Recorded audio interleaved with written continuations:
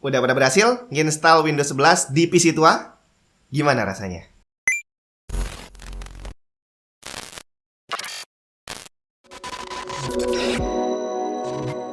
Halo semua, Jun di mana? Akhirnya semakin banyak orang tahu cara untuk membypass aturan Microsoft dalam penginstalan Windows 11 yang katanya punya syarat bla bla bla bla bla. Ternyata nggak juga. PC tua, PC yang nggak ada di list supported sama Microsoft ternyata juga bisa diinstal Windows 11. Tapi, apakah Microsoft nggak tahu bahwa ada celah sebesar ini? Atau sebenarnya mereka tahu, tapi memang mereka nanti berencana untuk menambal celah ini di final release-nya Windows 11. Ya, yang jelas kalau misalkan dibilang nggak tahu, jelas nggak mungkin. Karena udah banyak orang yang nge-share dan udah banyak orang yang berpamer ya mereka udah pakai Windows 11 di sistem yang tidak supported.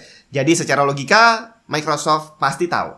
Cuma masalahnya, kenapa kok dibiarin? Beberapa hari lalu, Microsoft mengeluarkan update terbaru soal Windows 11 di blognya Microsoft resmi. Di sana mereka bicara tentang supported hardware, minimum requirement yang sudah mereka tetapkan. Salah satunya mereka bicara soal Intel Gen 7, Gen 8, dan juga Ryzen generasi pertama yang sampai saat ini masih belum disupport oleh Microsoft.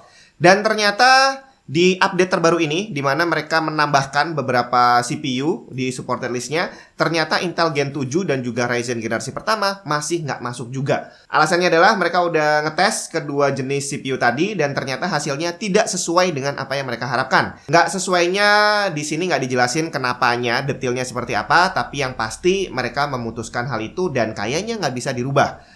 Di blognya sendiri ada penambahan CPU, tapi ternyata yang dua tadi nggak masuk. Yang ditambahin cuma dikit doang. Cuma ada Intel Core X Series, Xeon W Series, dan Intel Core 7820HQ. Nah, jadi ternyata Microsoft pun udah tahu bahwa sistem-sistem itu bisa menjalankan Windows 11. Cuma hasilnya tidak sesuai dengan harapan mereka. Jadi selama ini yang kita sangka bahwa kita udah jadi pinter dengan membypass instalasi Windows 11, ternyata salah total. Kita malah justru kayaknya nih dimanfaatkan sama Microsoft. Dari sekian bulan orang pakai Windows 11 dari sistem yang sudah supported dan yang belum supported seperti yang banyak kita lakukan, ternyata Microsoft mendapat banyak feedback. Salah satunya adalah tentang reliability dan ini adalah salah satu alasan kuat Microsoft untuk tidak akan merubah kebijakan mereka tentang minimum requirement. Dari data yang berhasil dikumpulkan oleh Microsoft, ternyata tercatat untuk sistem yang tidak disupport secara resmi oleh mereka, itu mengalami kernel crash 52% lebih sering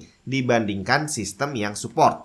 Nah, kalau yang udah benar-benar disupport sama Microsoft, itu boleh dibilang hampir nggak pernah crash. Secara angka tercatat 99,8% crash free katanya. Dan akhirnya kalau disambung-sambungin lagi, masalah crash ini nggak bisa kita anggap remeh. Karena semakin sering sistem kamu crash, maka kemungkinan terjadi kerusakan file sistem juga akan semakin besar. Artinya crash yang tadinya 52% itu bisa jadi semakin lama akan semakin bertambah. Dan akhirnya karena Microsoft nggak mau pusing dengan orang-orang yang komplain kenapa Windows 11 kok jelek, mereka akhirnya memutuskan untuk tidak ada negosiasi terhadap minimum requirement. Apakah artinya celah-celah ini nantinya akan ditutup sama Microsoft? Jadi di rilisan finalnya yang katanya bakal dirilis sekitar tanggal 5 Oktober nanti ya. Apakah nantinya akan dibikin fix bahwa yang bisa install hanya sistem yang sudah support aja? Kemungkinan besar sih enggak. Melihat track record Microsoft di Windows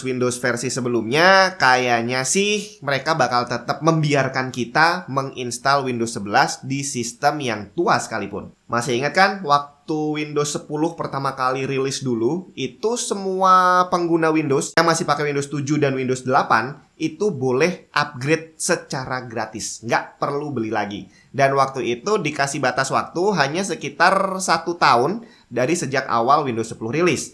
Tapi pada prakteknya, sampai sekarang, kalau kamu masih pakai Windows 7 dan Windows 8 original, kamu masih bisa upgrade ke Windows 10 free. Bahkan dengan rilisnya Windows 11 ini, kamu juga masih bisa upgrade ke Windows 11 dengan gratis. Jadi secara diem-diem, walaupun Microsoft mengeluarkan pembatasan, tapi mereka masih tetap memperbolehkan kita untuk menggunakan servisnya secara resmi. Bahkan kalau kita mundur lagi beberapa tahun sebelumnya waktu masih Windows 7, ternyata mereka diam-diam mengeluarkan sebuah patch, sebuah update yang khusus ditujukan untuk orang-orang yang punya PC canggih. PC yang menurut Microsoft terlalu canggih untuk menjalankan Windows 7. Dan update ini fungsinya adalah untuk mematikan update berikutnya. Jadi Microsoft memaksa para pemilik PC canggih tadi untuk upgrade ke Windows yang lebih baru. Tapi ini dilakukan dengan diam-diam. Nah, di kasus Windows 11 ini kemungkinan akan terjadi hal yang kurang lebih sama. Microsoft akan membiarkan kita tetap bisa install, tapi mungkin update yang kita perlukan akan dibatasi oleh mereka atau bahkan mungkin nggak dikasih sama sekali. Apakah update ini begitu pentingnya? Kalau kita bilang, ya udahlah nggak apa-apa, nggak usah diupdate, yang penting gue bisa pakai, salah besar. Tidak ada sistem yang sempurna. Dalam kondisi normal aja, Windows 11 tetap akan muncul crash, tetap akan ada konflik dengan driver dan software-software tertentu. Dan kalau kita bicara security, ya yang udah ada antivirus update aja masih bisa kemasukan malware. Jadi kalau kamu pakai sistem yang tidak diupdate, ada banyak banget masalah yang bakal kamu temui. Dari masalah hang, crash, nggak bisa jalanin game, nggak bisa update driver dan segala macam, termasuk potensi kemasukan malware kayak ransomware yang lagi rame sekarang.